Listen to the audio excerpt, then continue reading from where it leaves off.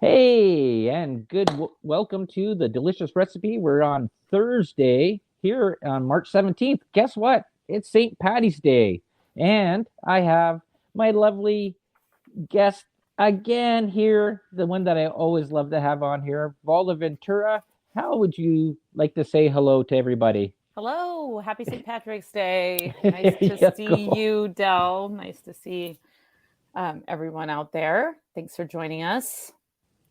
So I'm wearing a little bit of green. I got a green shirt on, green hat, and I got Hey You in the background here. He's going to be co-hosting there as well, and it's like a leprechaun sort of type of show, I guess you can say, and actually just even anything mystical because you are the author of Mystical Little Beings.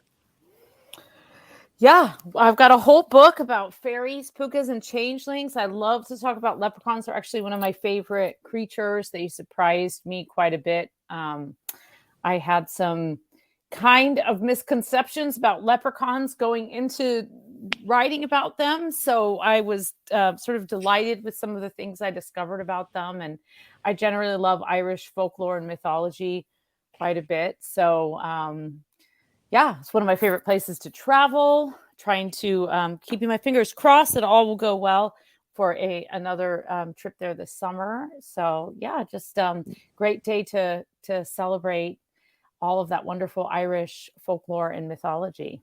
Okay, no, the part that I've been looking into there is it's leprechauns, pot of gold at the end of the rainbow, and they were all cobblers. That's that's the basis of that I got out of anything that I've seen that or people are talking about. But they were also part of the fairy realm. Yeah, definitely. So leprechauns are part of the fairy realm, and for anyone who's kind of thinking of the fairy kingdom, um, so I think of the fairy kingdom much like one might think of the plant kingdom or the animal kingdom.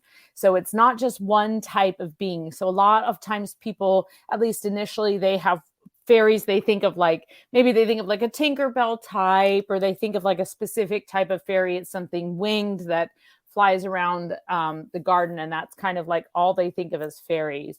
But there's actually many different kinds of creatures that fall into that kingdom of the fae. And in Ireland they might be called like the good people or the little people, and that can encompass leprechauns. Mermaids are considered part of this other kingdom, the kingdom of the fae. Pukas, changelings, brownies. There's like a whole array of creatures, and they all sort of have different attributes. Everything from being tricksters to sort of embodying different aspects of just humanity, really. And as we have the folkloric record, as things evolved and stories were told and retold, you see these creatures kind of evolve in what their representation may be. So, as Christianity was introduced into Ireland, you had Mm-hmm. more and more prevalently these creatures were used to sort of teach lessons, usually moral lessons, which doesn't mean that they were like considered amoral or outside of the church, or that you couldn't believe in fairies and not believe in the church, or that the fairies were in conflict with the church, but they were often used as means of like keeping people from walking on the dark roads at night, or staying out at the pub too late drinking, or things like that you you Right. really weren't supposed to do. And then occasionally they were also used as a means of control to keep people from cavorting with witches in the dark of the night. Right. So there certainly were some creatures that were more equated with witchcraft and devilry and things like that as times got a little more intense there Mhm. for So, conversion. so where did the green come into St. Patty's Day? So with so the leprechaun, well, I mean, green is a color of Ireland. I mean, Ireland itself is the Emerald Isle for a reason. It's green. But with the leprechaun specifically, um, this was one of the things that sort of startled me. So several years ago, when I started writing this book about fairies, I've always loved leprechauns and found the lore fascinating. And my mom used to read to me a lot from like the old folklore like William Butler Yeats. And so I went back to a lot of that to kind of rediscover it as an adult. And I found quite a few passages about leprechauns that sort of led me to one of the things about some of that early recorded Irish literature that like William Butler Yeats did is that he kind of left there's a lot of Easter eggs in there, which I love. There's a lot of Easter eggs in there to previous writers that you can find even more stories.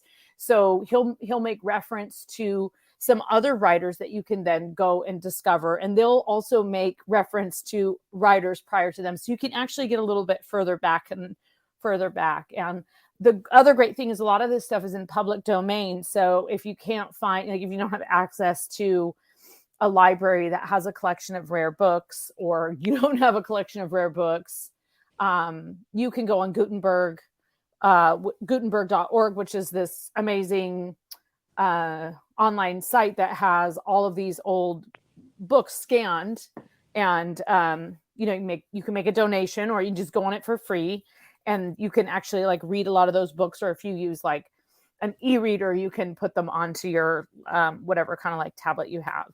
So I like to try and find the actual books, but you can use it as a reference if you need it, or if you just don't have access to it, or if you need to be able to like, make it a bigger text or something like that. Because that's the other thing, is a lot of these old books are like the typeface on them is just tiny. So I've spent a lot of time in, like when I was researching this book, I still lived in San Francisco, and I would go in the San Francisco Public Library, and I would find like these really old texts, and the typeface would be so tiny, and it would just be this really odd script. And so I would actually look at the one online and compare it just to make sure like I was getting some of the stuff right. But in any case, that's total side rant there. It's okay. But we were talking about green and leprechauns. I just love when you go, because you have so much knowledge. You've gone into a lot of this stuff there, and you have such a background. And you know what? And I love any time that I get to talk to you, especially during these holiday seasons that people, I guess, don't know the origins of. It is in honor of my Irish heritage, and I do have the gift of the gab, so we'll tie that in. That's perfect there tonight, because I'm under the weather a little bit there. So yeah, you just gave keep me permission, on going. so you might regret that. You might have to give me the signal. But in any case, so I started doing research, and so I went back to some of this stuff, this early Irish literature, recorded literature, sort of from like the Victorian era. And all of a sudden, I'm like, wait a second, this leprechaun is in blue, and this leprechaun is in red. And actually, I started finding all of these parallels to some of the descriptions where the leprechauns aren't in green at all. They're in these luxurious velvet fabrics, many of which are like red and blue. And so there were several characteristics about. Go ahead. I know you're going to. I know there was something I just watched there today. Is that there was a story of the leprechauns, and a man there, because the leprechaun was the cobbler, and he would do these things, and he would wear silk, and he asked for blue shoes, and he hid his gold out in the leprechaun hid it out there in the field, because this was sort of this arrangement. And then when the guy came back to get his shoes, he figured, oh, they'll be underneath the blue or below the blue shoes. But there was 1,000 blue shoes out there. So then the leprechaun thought, hey, you know what keeps on moving around? A rainbow. And so he went and hid his pot of gold under the rainbow. But that's just one theory out of it. I don't know if that's true or not, but that's just one of the different stories that I heard. But that was the whole part about these blue shoes and fine silks that leprechauns were these. The love. So, right. There's this like love of luxurious fabrics. So that was like one of the ways that you could ingratiate yourself if you were trying to like woo a leprechaun into giving up their hiding spot, was to like leave these offerings, which I've heard over and over and over again, to like leave offerings for fairies, and they will like show you the way, or they will give you things in return, or they will protect you, all these different kinds of things. And with leprechauns, you're trying to, find the gold. And so they love blues and reds in particular. And in fact, they're frequently depicted in red coats, which then made me start thinking of like the red caps and these like fairies that were known to be on like the edge of the border in between England and Scotland that were known to kind of appear on battlefields. And they wore these like red hats. And then you start just going down this whole kind of like red fairy rabbit hole and the connection. You're just like, there's this whole other kind of tangent that you can go on. But in any case, that quite surprised me because I had, of course, always equated leprechauns with like the green coat. And then, and I have a couple of like really funny leprechaun stories. But go ahead. But as far as the green and the association with the green and the way that we look at a leprechaun now, that really became the iconic leprechaun when there was a large population of Irish immigrants coming in particular to the United States around that time. That was kind of what the garb of the Irishmen was like, sort of that hat, the big belt, the waistcoat, that was kind of a stereotypical outfit and that accent. And then because green was associated with Ireland, that sort of started becoming associated with this leprechaun, which was the most known of the fairy creatures because of the gold legend. Okay. And so, there's another part that I think we talked about this the last time they were on there. And we talked about that show that Laura and I had watched, American Gods, and they had said that the reason that leprechauns were referred to as being midgets or little people was because they were actually tall, and the church wanted to go and demasculate them. I was just trying to like make everyone think that they weren't as powerful as they were. I could see that. I mean, the church often would flip things to make them, like holidays appearing on top of other, for example, even St. Patrick's Day falls around the time of Ulster, which is also kind of around the time of Easter, which is a fertility time, which is when things are, I mean, even where I live in Minnesota, I can see the green grass right now, it's like this totally a time of fertility and abundance and renewal. And lucky for you, I still got about 6 feet of snow outside. I don't believe it. It's actually like false. It's like I've learned to like not hold on too dearly to the idea of spring this early, but yeah, like in California, it's certainly spring.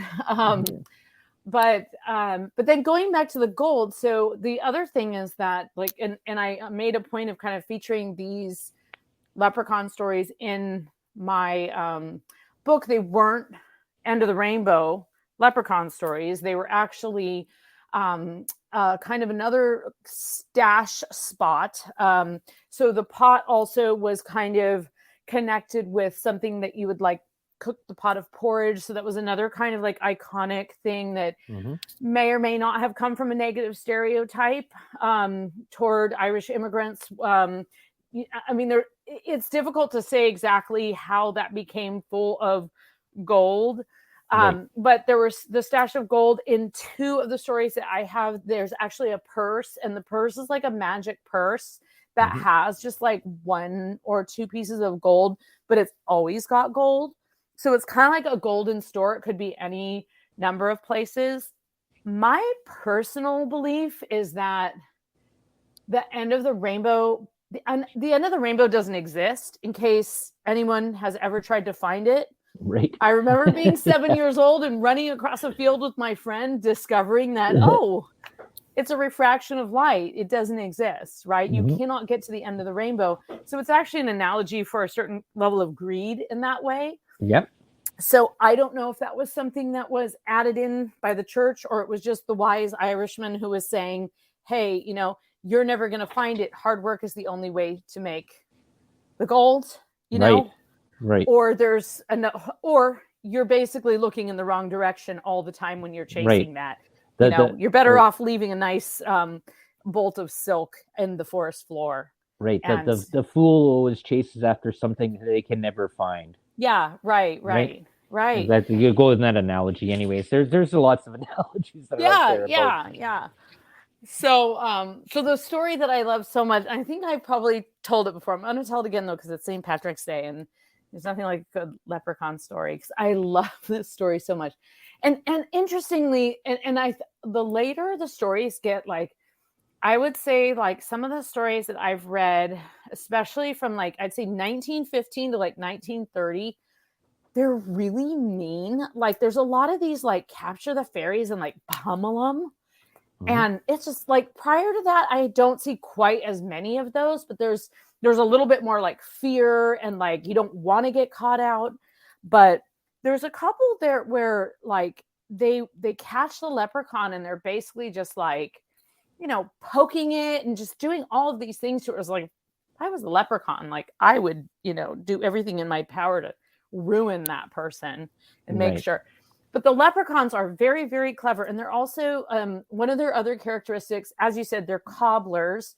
So one of the ways to find them is actually to like be very quiet in the forest and listen for the tap, tap, tapping.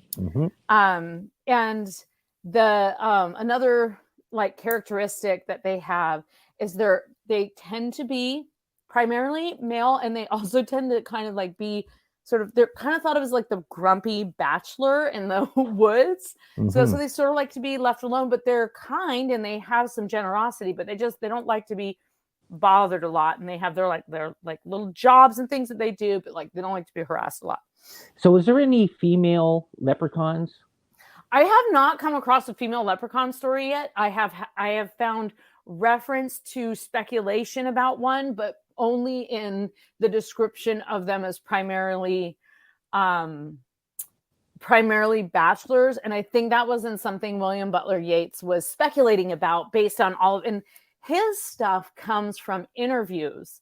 So he wasn't just like retelling stories. He was going around the Irish countryside. That's like what his whole kind of scholarly works were about, is that he went around the entire island of Ireland and interviewed all the people who were getting older and whose stories were being lost, and who many people of his generation and the next generation didn't care anymore what was happening. And he was going around and he was recording all these stories. And so he's known for being this amazing poet, but he actually really saved the folklore of Ireland, and he really saved these voices, like from completely being, granted, he told them through, a somewhat, well-to-do, educated voice, but he was an Irish native and he understood what he was doing, and he did it to save that part of his culture. So awesome. He's revered for that in Ireland, but throughout the world, he's not as known for that. He's known for being this incredible poet and writer, but he really, that's something that he is completely responsible for. I won't say single-handedly, because there are many people who were doing it and supporting him, but again, he was the son of a reverend too. Well, that's like the whole thing about St. Patrick. He was a slave. He was taken away and he was put into prison for a while. He was a Christian, and then people didn't realize this, and then later on he was revered afterwards, after he was long dead, for doing stuff. So isn't that always the way with the saints? Yeah, so it's always after that's the sort fact, of an interesting story that people don't understand. That I posted this a little while ago. There was a couple different ones that I posted about St. Patrick, and then the whole part about him driving out the snakes, and there was no snakes in Ireland, but the folklore led into the whole part that there was snakes there. So it was interesting. Well, I've heard also that the snakes were sort of another way of describing the pagans. Yeah. People. Let's just get that very last little bit of paganism out there. But that's not entirely true either, I think, because it's murky waters of yeah. Okay, I'm gonna ask you another question there. Okay, as we're going on with this, leprechauns, has there been any sort of similar type of leprechaun type identity anywhere else around the world? So one of the things that I found most interesting was probably like just the mix of, because there are all these different types of creatures that do the same things kind of, but they're called things that are very different. But then on the flip side of that, there's things that are called similar things but do very different things. And so cobblers and coblins and goblins, actually the word origins are quite similar. But a coblin kind of comes more from like the Welsh, which is a different type of sort of gay, I mean, it's a Gaelic language, but it's a different language. Right. So that kind of there, I found a lot of like similarities in that way. But there's definitely little creatures that guard gold. But I never found anything that was like in the forest making shoes, guarding gold. I mean, leprechauns are incredibly unique in that way, Right. and Yeah. so special because of that. And they just, they have the nice clothes. They're also kind of like sometimes depicted as being like a little bit. I've seen pictures of them, drawings of them where they look ratty. They're not ratty. They're like nice things. Yeah. Nice clothes. Yeah, they like nice things. They take care of things. They make nice things for others. Like fairies are well dressed. Like they have it. It's a magical kingdom. They don't just like beat around in like rags. That's just not how they roll. Yeah, I see. So this almost sort of sounds sort of similar. I know it's not the same thing, but dragons of Asia that they hoard their gold, and they are beautiful beasts and stuff like that. But now you're talking about a big thing that's like and a like maybe a lizard cave snake. or something like that, right? Yes. Yeah. Okay, so there's definitely some creatures, and like you can get a little bit more into the like the Tommy knockers and the like that type of thing that guard openings to the ground, and like large things that are kind of like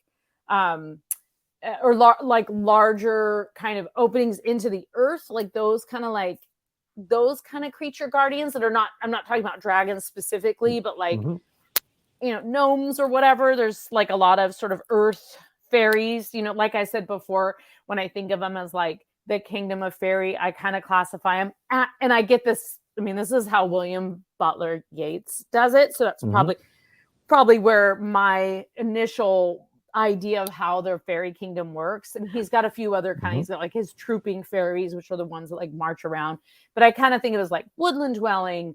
You got your mer fairies, the mermaids and such, and then you've got your the ones that like run amok in meadows, and the ones that like live down in caves and such. Right. Okay, so now I have to tell this. I got to tell this leprechaun story because it's really funny. Yes. Go ahead, because I was going to ask you a question about Snow White and the Seven Dwarves there. And so I've actually that's a good question, because were you going to ask about like do dwarves guard diamonds and stuff? Is that what you were going to ask? Yeah. I mean, like Disney did a lot of old folklore. He changed around the original stories a lot to make it more kid friendly, because the stories or are actually, did they? I mean, I don't know. they're actually nasty. Some of it's traumatizing. Ooh, like, I mean, I remember one of the girls there that I went to school with her. She did a whole thing on about the Disney folklore fairy tales, and she talked about the original stories, and says like, this is something you would never ever read to a kid. Like, you'd never ever want to put this on print. I mean, honestly, if you think about like just like Sleeping Beauty is basically like all about like non-consensual. It like actually there's this podcast that is all about it's all about like it's actually Celtic tales retold, and it's this it's called Candlelit Tales. It's wonderful. And awesome. It's retold Celtic tales by a brother and sister, and it's one of the ones they did, which is unrelated to specifically Irish only. They retell Sleeping Beauty, and they modernize it like as if it were to happen today, and it is It's not safe for kids is all I'll say. It's gnarly. It's really gnarly. Dave Petrella had a question there. Are there leprechauns in North America? I mean, there very well may be. I kind of feel like there's definitely a lot of lore came over with the old people that they came across the boat. Lore that came over. There's also a lot of there are a lot of little people in indigenous and first people belief. There's a lot about small people that live in the forest that require offerings that will allow you entry.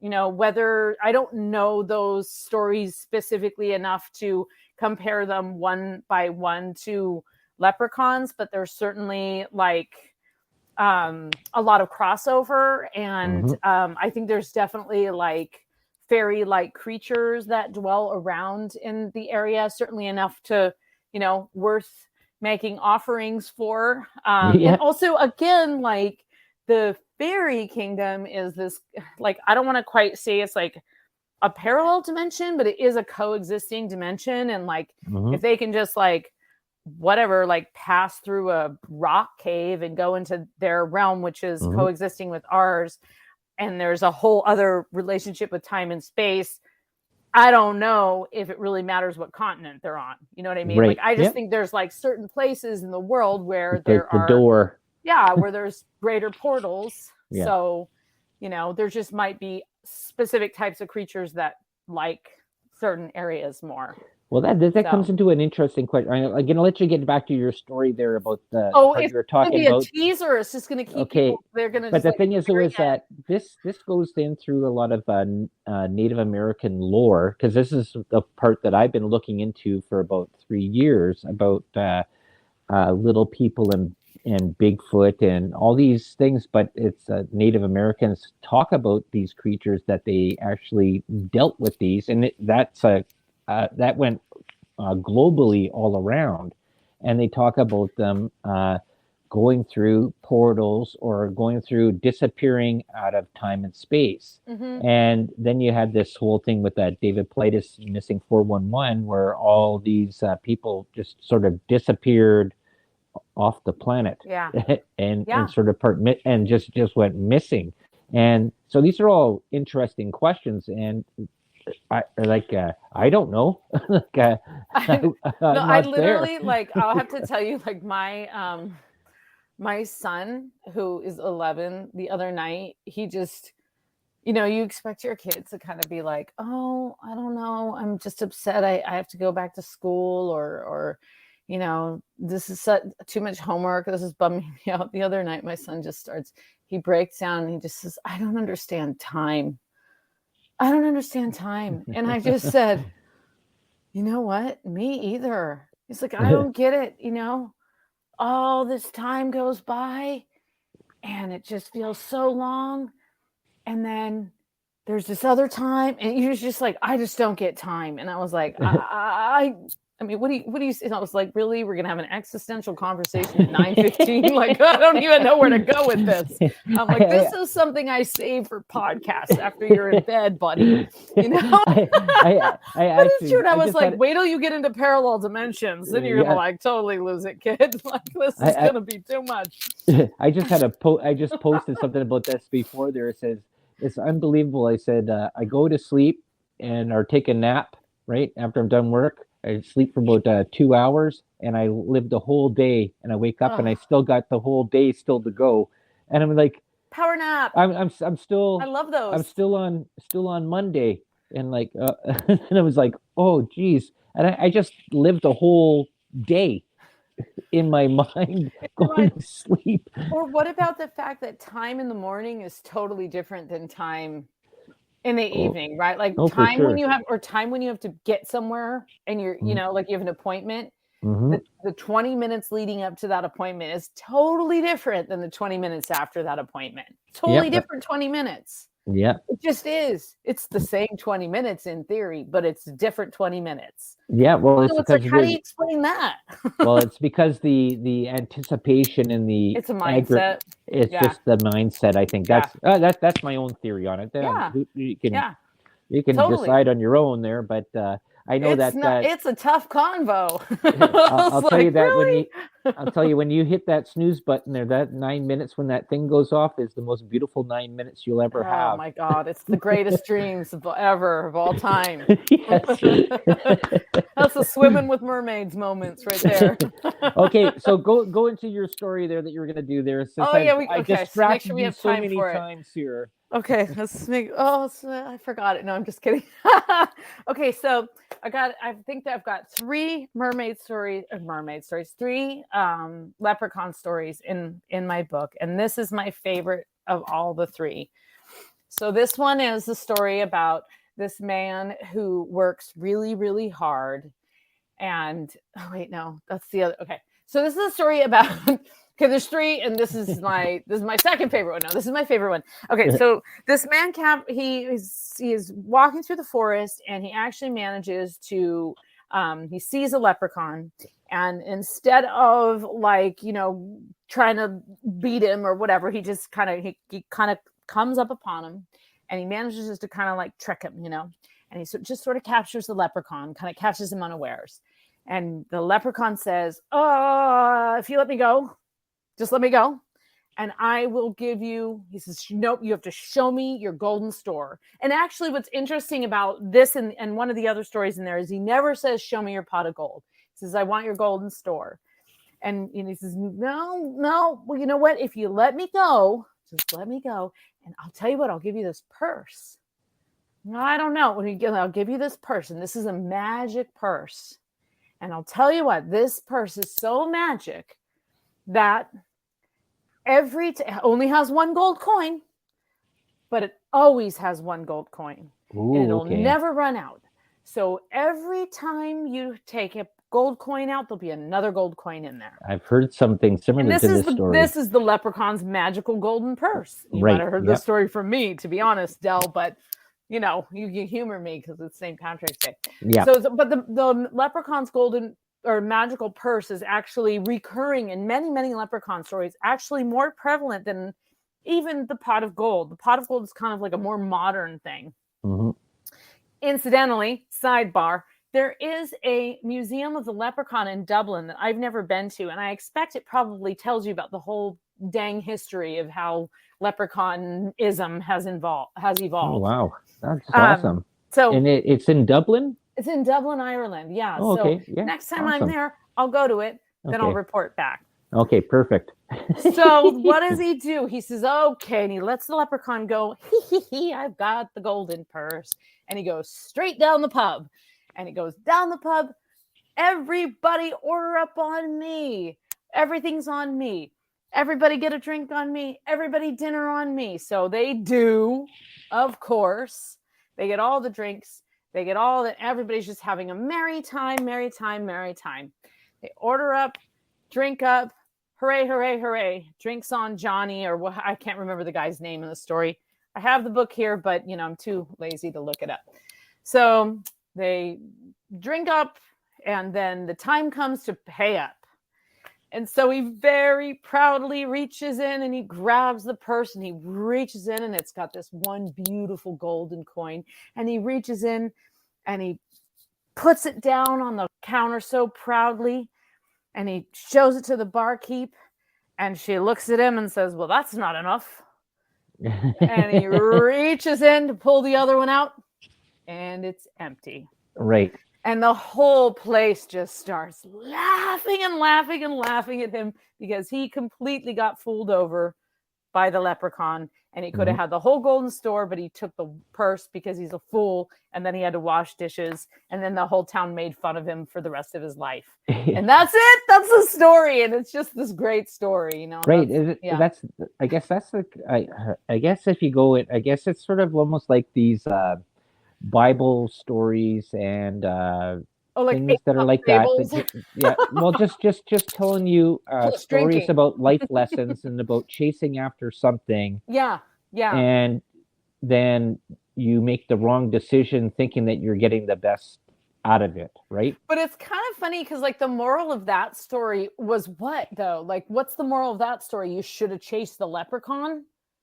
right? Like Or maybe you should have thought better before picking buying something. everyone's drinks. You should have pulled the coin out first. Like that's Yeah, probably look, because yeah. that I think that one that see that one went into that TV show that Laura and I, American Gods, and I can't remember what the guy's name was, Finney something, or I can't remember, but he had the one golden coin, and it was a lucky golden coin, and it would always reciprocate another coin. Yeah. And when he gave it away, it actually got lost into a girl that died, and that actually caused her to become live again. So if Oh, anybody wants to check out this was TV that Finn show, it's called McCool? American Gods, and there's 2 seasons of it. And this coin was the whole thing, was that he was the leprechaun, and he was like 6'8", and Oh, the thing was is that was the part that I was strapping saying, is that leprechaun. the church made them, they put the story out there that they were these tiny little midget people, right? That they were weak and stuff like that, when actually they were a big, strong tribe. And when the church came in to go and overtake Because the of church Ireland, wanted the gold, you know. That's yeah, what they, yeah. yeah. But Okay, that was so that sorry. was the So whole my story. my second favorite story, and I Okay, won't yep. get into the whole story, but it's really funny because it's about this town, and you have to understand that I had to like, you know, here this is the book, right? This is how thin it is, right? So I had to like I had a specific word count. Mm-hmm. It's only Yes, show that up. Put the thing there so people can see it there that are watching. There everything's you backwards. go. Yeah. Fairies, pugas, and changelings, and Yes. a complete guide to the wild and wicked enchanted realm. And it's Mm-hmm. even got a little. It's all backwards here, but it's got a little guy on the spine there.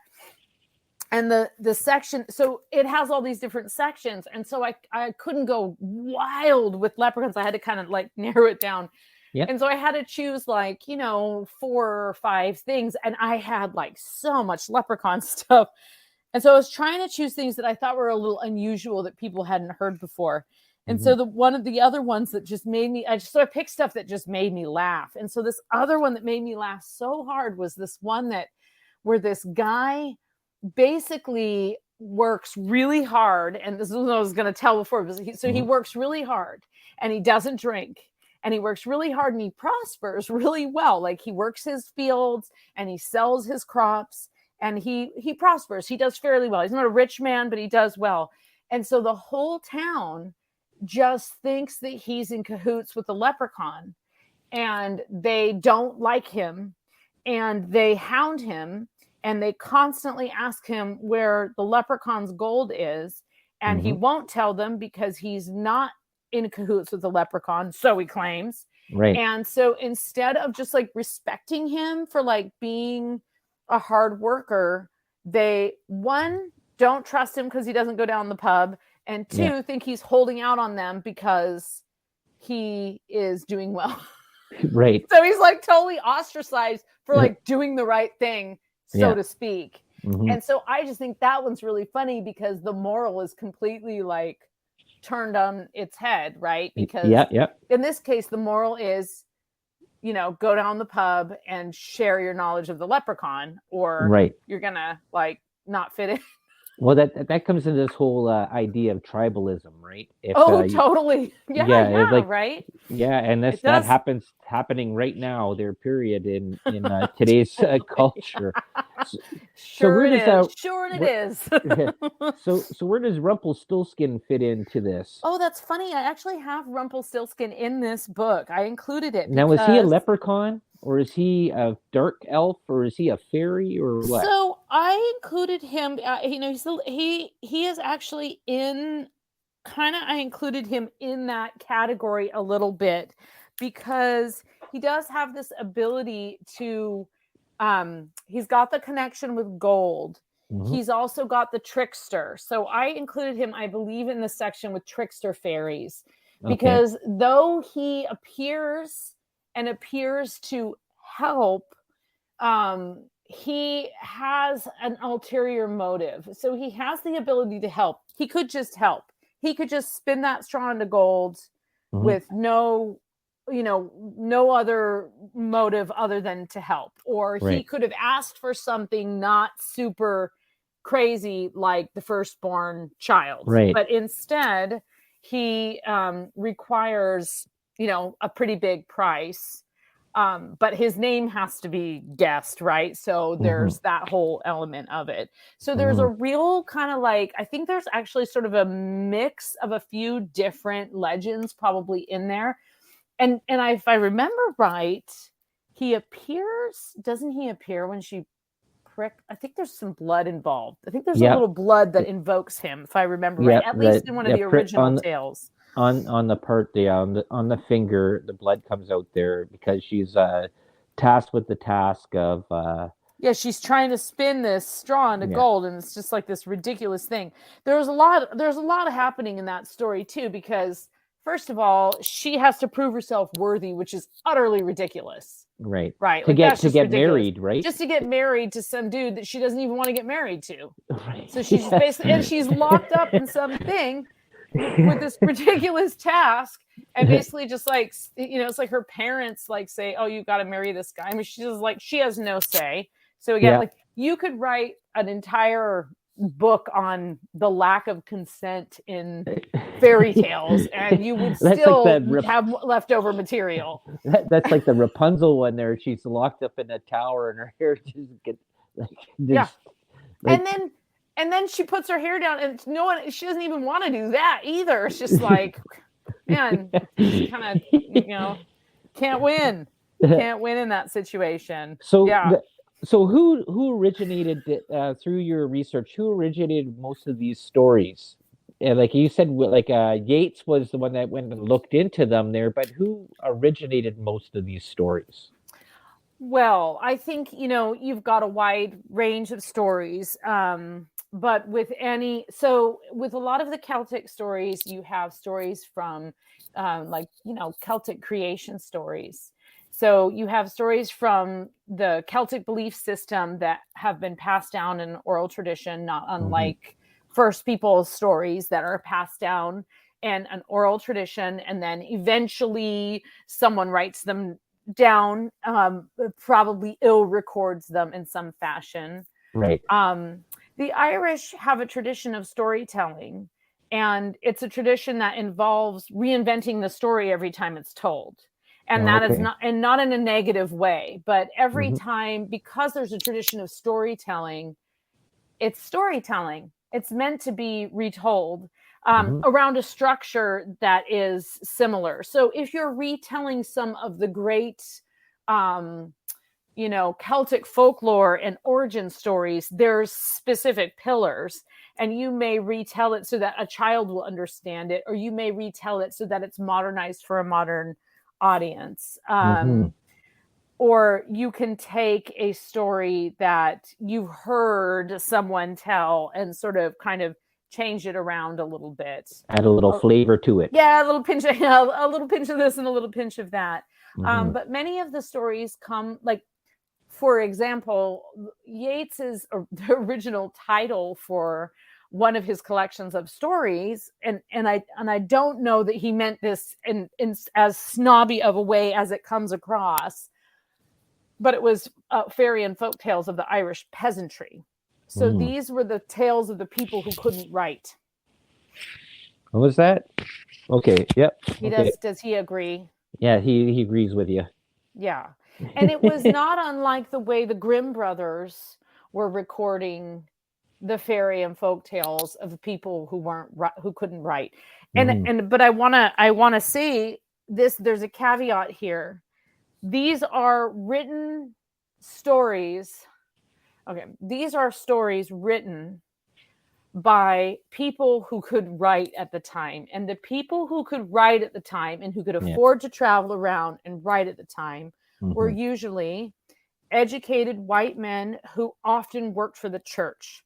And so there was a very specific worldview. And that was not always that was not always a worldview that took into account what the world was really like, right? Right. So then you have built upon that more and more and more like bias, and so everything you read, you kind of have to take that with a grain of salt, and you have to just sort of understand. For example, I found this. I was telling you earlier, it's kind of serendipitously, I got this, I subscribed to this magazine called Archaeology Ireland. Yep. And Oh yeah, you showed me the picture. Show everybody the picture there. yeah, so this is really great. Now I have to say this is not my discovery. So I'll credit the people whose discovery it is, of course. But in come here, glasses. In Ireland, I just couldn't believe that on the day that I was going to be on your show, because if people don't know this, I also wrote a book about mermaids. Where is it? Yep. Okay, Among the That Mermaids. way, yeah, there you go. Yeah, this is my copy, so it has red stuff on there. Doesn't all of them don't look like that. Anyway, there's an article in here by Colin O. Sorry, I'm going to apologize to the authors right now. Colin O'Driscoll and Jim Higgins, and it looks like Jim Higgins has actually done quite a bit of research on Irish mermaids, so going to be looking up all those books and articles. Anyway, a carved stone, and this is so great, you're not even going to believe the name of the church.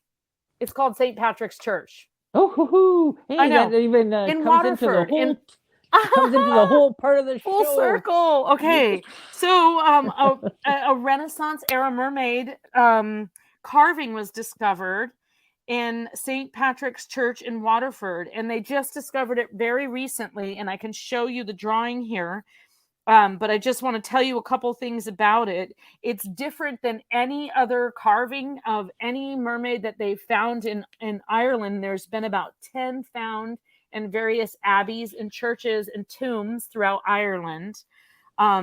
This one is, let's see. So this one is depicted with holding bells. So all of the other ones in Ireland, they are depicted holding a comb and a mirror. And they think that represented in the church's vanity, like a sin against like vanity. Mm-hmm. This one is holding bells. So that's incredibly unique. Now, there are other ones around the world where mermaids are holding bells or instruments, but this is the only one they found in Ireland so far. So how would a bell work underwater? Mermaids are magical creatures. So let's see. Okay. Yeah. No, I just find it interesting there. Don't question the magical creatures. Okay. Come on, you saw the Little Mermaid. They got a whole band under there. That's right. Just the way a coconut. Okay. That's like them finding coconut fibers on up at what's that the Oak Island, like in Coconut Tree. Oh my God! Don't you love that show? It's like they're gonna find something. But you're also kind of like, are they gonna find something? How many more seasons? No, they'll never find anything. They found everything. Okay, so wait.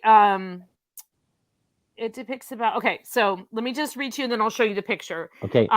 So it depicts about 2/3 of a hybrid fish bird mermaid.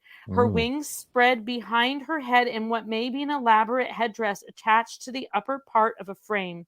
The hair, face, and breasts of the mermaid are quite crudely incised, and the top of the scaled tail is just visible toward the base of the body. The bulbous tail terminals on either side of the body indicate that the mermaid originally had a bifurcated tail, which means a split tail. Mm-hmm. So that is another thing that's very unusual. Most of the mermaids in Ireland have the single tail. So the bifurcated tail is something that is depicted in mermaids in other places, like in Rome and France and places like that, but not in Ireland. So in any case, let me start showing you some of the pictures. So here's the carving, which you're not going to be able to see much of because go that way. Yep, right there. Okay, so that's very hard to see. But then let me show you the drawing, and there's a more detailed drawing too. So that's just the top. Yeah. Sorry, that's not great. But let me show you the one that and for beautiful illustrator did. For anybody out there just listening on audio, you can check us out on YouTube and you can see all these pictures. And also you can subscribe to Archaeology Ireland, and the issue is volume 36, number 1, spring 2022. And I subscribed to it, and it's not super expensive. And they sent me you only get 4 a year. It's not really, really costly, and they're quite quick in sending it to you. You can just Google Archaeology Ireland, and you'll you'll be able to get it. And it's wonderful. It's totally a scientific magazine, but it's just incredible what you get in there. So then let me just show you. I'm going to do one more little picture here that this woman did a beautiful drawing of, so you can see the mermaid right there. What they Okay. I'm sorry about the. Let me just get the backwards thing better. That's not it. That's not it. That's not it. Other way. Other way. Come on, Varla. Come on. Other way. Okay. There. Yep. There we go. So you can see the bifurcated tail, Yep. which is going both ways. Mm-hmm. Sorry. There we go. Awesome. So that's pretty remarkable. They just discovered that they were like doing a remodel, and they found this slate, and someone said, wait a minute, there's something on there. And they started kind of like lightly cleaning it. And lo and behold, We got somebody that was a drawer back then, or an artist that spent time to draw a picture of something that they might have saw, or something that came out of their imagination, right? Because you have to sort of play it both ways there, right? well, they actually think that, well, what was really, I actually learned quite a few things in this, this Higgins person. I need to get their book, because they had a lot of information about what they speculated the mermaids were there for, specifically in the churches. Mm-hmm. And they weren't entirely sure why this one was there, but like the bifurcated tails, like that was supposed to be like against lust. And it's hilarious. It's like literally like a woman with her legs spread holding it open, but it's like with scales. It's just like, you guys are so obvious what you're doing. Like, nice try. Just cover it up with some scales. No one will know.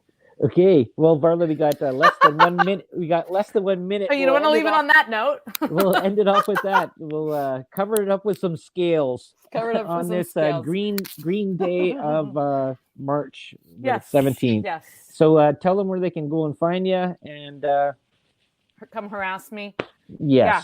Yes, varlaventura.net is my website, and that's where I'll be. I appear here occasionally. I'm on Dave's show once a month, and yeah, that's about it. Just kind of hanging out. Awesome. And this is the delicious Thanks for having recipe. me. Oh, I love every time that you come on there. You make my day better there, even when I'm feeling ill. So I'll send you my recipe for cold cannon. That'll be your delicious recipe. Oh, awesome. That sounds great. And this is Delicious Recipe. We're here on UPRN, and we'll see you all next Thursday.